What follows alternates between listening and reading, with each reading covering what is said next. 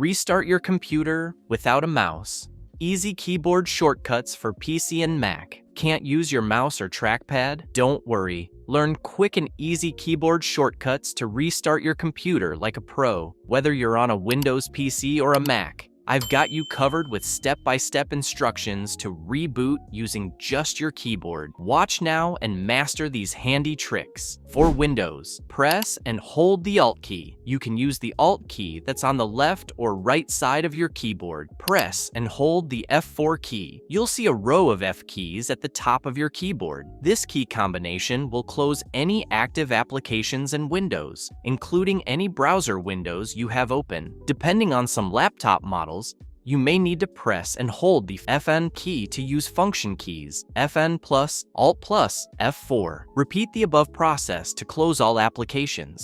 Press Alt F4 until every browser and application is closed. Select Restart and press Enter. Using the directional arrow keys on your keyboard, select Restart from the drop-down menu if it isn't already selected. This window will appear only if all the applications and windows are closed on your computer. After you've selected this, your computer will restart without the use of your mouse. Use different key shortcuts to restart if the previous steps did not work for you. Press Window plus X, then use your arrow keys to select Shutdown or Sign Out and press Enter. Then, using the arrow keys, navigate to Restart and press Enter. For Mac, press and hold the Control key. You can use the Control key on either side of your spacebar. Press and hold the Power button without a Touch ID sensor or the Media Eject button with a Touch ID sensor. A dialog will pop up asking if you want to restart,